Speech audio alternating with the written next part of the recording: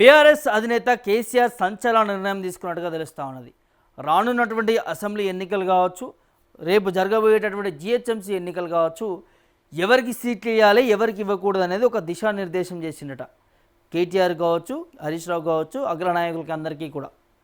So అది ఇప్పుడు BRS నేతల్లో కూడా ఒక గుబులు పుట్టుకున్నది. ఎవరికి సీట్లు వస్తాయి, ఎవరికి సీట్లు రావు అంటూ కూడా గతంలో కూడా కొన్ని సభలలో, కొన్ని వేదికల మీద కూడా, ప్రెస్ మీట్లలో కూడా చెప్పడం జరిగింది. కేటీఆర్, హరీష్ రావు కూడా ఎవరికైతే పని చేస్తారో, నియోజకవర్గంలో నుండి గుర్తింపు తెచ్చుకుంటారో వారికి మాత్రమే టికెట్లు ఇస్తామంటూ కూడా తేల్చి చెప్పినట్టు పరిస్థితి కనిపించింది.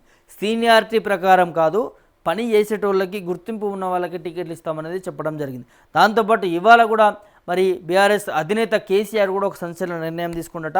దానికి సంబంధించిన వార్త ఉందో ఒక్కసారి మనం చదివి వినిపించే ప్రయత్నం చేద్దాం. సిట్టింగ్లకు చెక్, కోల్పోయినటువంటి సిట్టింగ్లకు చెక్ పెట్టి కొత్త ముఖాలకు అవకాశం ఇవ్వడమే లక్ష్యంగా అధిష్టానం కసరత్తు వేగవంతం చేసినట్లు కూడా సమాచారం అనేది తెలుస్తూ ఉంది. మరి యాక్షన్ ప్లాన్ రెడీ అనేది తెలుస్తున్నది. అసెంబ్లీ ఎన్నికలే టార్గెట్గా గులాబీ పార్టీ పావులు కదుపుతున్నది. అందులో భాగంగా ఇప్పటి నుంచే యాక్షన్ ప్లాన్ రెడీ చేస్తున్నది. పార్టీలో ఉన్న సిట్టింగ్లను పక్కన పెట్టి కొత్త ముఖాలకు వచ్చే ఎన్నికల్లో కూడా అవకాశం ఇవ్వాలనే ఆలోచనలో గులాబీ పార్టీ ఉన్నట్లు విశ్వసనీయ సమాచారం. గత అసెంబ్లీ ఎన్నికల్లో సిట్టింగ్లను మార్చకపోవడం వల్లనే అధికారం కోల్పోయామంటూ కూడా అనేక సందర్భాల్లో బీఆర్ఎస్ నేతలు సైతం కామెంట్ చేశారు. దీంతో ప్రస్తుతం ఉన్నటువంటి సిట్టింగ్లను మార్చి కొత్త వారికి కూడా ఛాన్స్ ఇవ్వడం ద్వారా వారి క్లీన్ ఇమేజ్ గెలుపునకు దోహదం చేస్తుందనేది అధిష్టానం లెక్కలు వేస్తుందనేది సమాచారం అందుతున్నది. అయితే 2014, 2018 అసెంబ్లీ ఎన్నికల్లో వరుసగా 2 సార్లు బీఆర్ఎస్ అధికారంలోకి వచ్చింది. 2018 అసెంబ్లీ ఎన్నికల్లో 88 స్థానాలతో విజయం సాధించింది. వరుసగా 2 సార్లు ప్రభుత్వాన్ని ఏర్పాటు చేయడంతో తిరుగులేని రాజకీయ శక్తిగా ఎదిగింది. 2023లో మూడోసారి జరిగినటువంటి అసెంబ్లీ ఎన్నికల్లో మాత్రం 39 స్థానాల దగ్గర ఆగిపోయింది. అధికారం దూరం అయిపోయింది. అయితే దీంతో సిట్టింగ్ ఎమ్మెల్యేలను మార్చకపోవడం ఓటమికి కారణమంటూ కూడా రాజకీయ విశ్లేషకులు తెరపైకి కూడా వచ్చాయి. సో సిట్టింగ్లను మార్చిన చోట మెజారిటీ స్థానాల్లో బీఆర్ఎస్ గెలిచింది.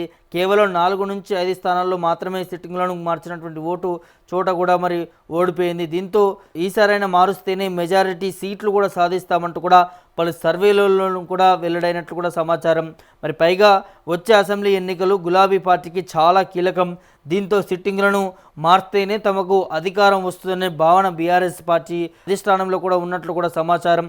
పార్టీ అధికారంలో ఉన్నప్పుడు ఎమ్మెల్యేలుగా ఉన్నటువంటి వారిపై ప్రజల్లో ఇప్పటికీ వ్యతిరేకత ఉందనేది తెలుస్తుంది. సో ఈ విషయాన్ని గులాబీ అగ్రనేతలు సైతం ప్రస్తావిస్తున్నారు. 10 ఏళ్ల పాటు అధికారంలో ఉన్న సమయంలో కూడా గులాబీ పార్టీ శ్రేణులు, వారి అనుచరులు చేసినటువంటి ఓవర్ యాక్షన్ తమ ఓటమికి ప్రధాన కారణం అనేది అధిష్టానం వద్ద రిపోర్టు కూడా ఉన్నాయనేది.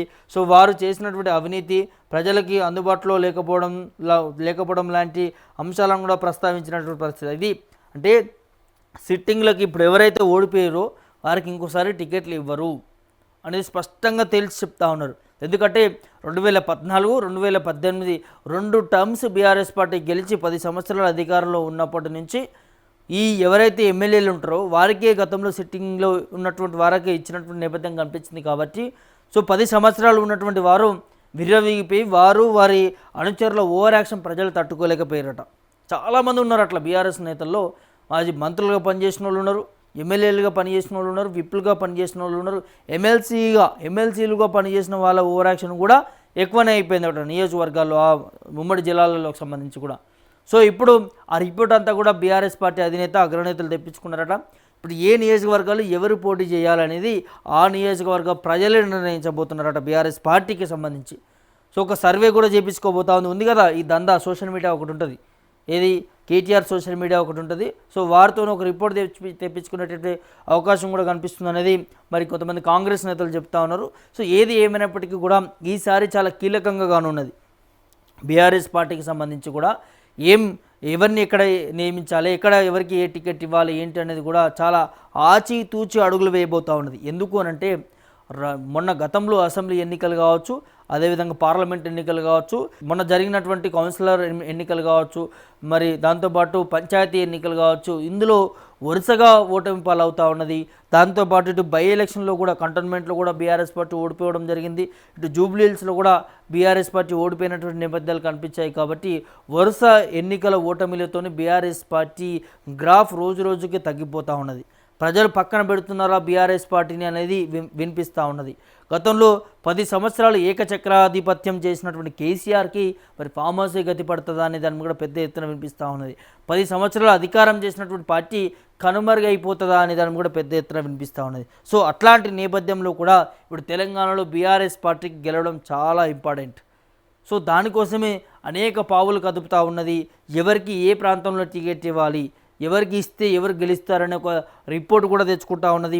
దాంతోపాటు ఇక్కడ సర్వేలు కూడా చేయించుకుంటా ఉన్నది. ఆ నియోజకవర్గంలో ఎవరికి ఇస్తే బాగుంటుంది, ఎవరు గెలుస్తారు, ఎవరికి ఇస్తే ఓడిపోతారు అనే దాన్ని కూడా రిపోర్ట్లు తెచ్చుకుంటున్నారు. సో ఇప్పుడు బీఆర్ఎస్ నేతల్లో ఒక గుబులు పుట్టుకున్నది. ఎవరైతే ఆశావాహులు ఉన్నారో వారందరికీ కూడా మాకు రాదా టికెట్లు, అంటే మేము ఓడిపోయాను, మాకు ఇయ్యరా, సిట్టింగ్ వాళ్ళకి ఇయ్యరా అనేది కొంత ఆందోళన చెందుతున్నటువంటి పరిస్థితి కనిపిస్తూ ఉంది. ఒకవేళ వారికి టికెట్లు రాకపోతే మరి ఇంకో పార్టీలో కూడా జంప్ అయ్యే పరిస్థితులు కూడా ఉంటాయి. కాబట్టి మరి ఏం జరగబోతుంది, గులాబీ బాస్ ఏం నిర్ణయం తీసుకోబోతున్నారనే దాన్ని కూడా కొంత మరి పెద్ద ఎత్తున వినిపిస్తూ ఉంది. డీలిమిటేషన్ ప్రచారం నేపథ్యంలో కూడా ఒకటి వినిపిస్తూ ఉంది.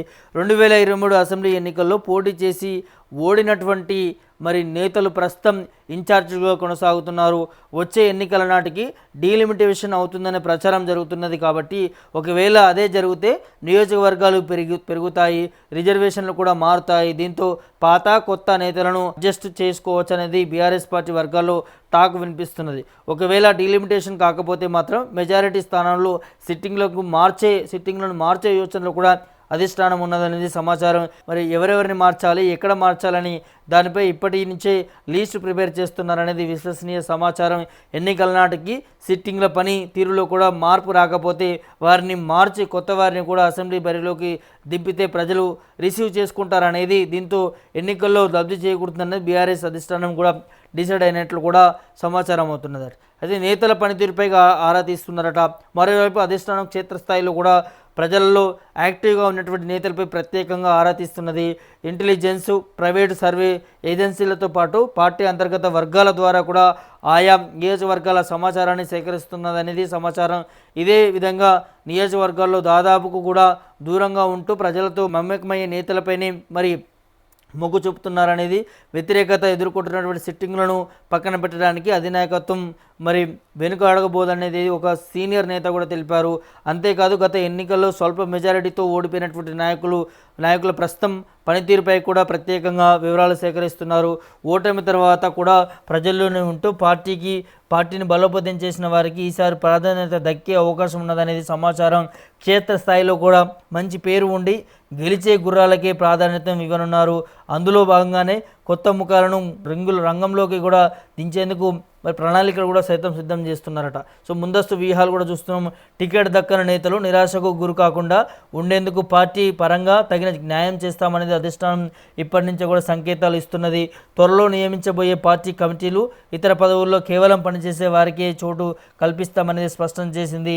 ఎన్నికల వేళ మరి అసమ్మతి బయటపడకుండా కూడా టికెట్ రాని నేతలను సమన్వయం చేసుకునేలా ముందస్తు వ్యూహాన్ని కూడా అమలు చేయబోతున్నట్లు కూడా సమాచారం.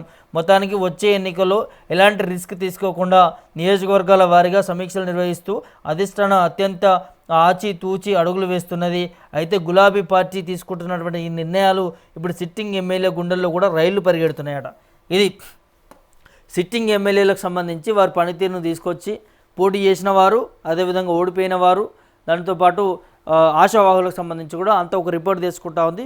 సో కేవలం ఈ అంశంలో కూడా సిట్టింగ్ ఎమ్మెల్యేలకే సిట్టింగ్ వాళ్ళకే కూడా చెక్ పెట్టే పరిస్థితి.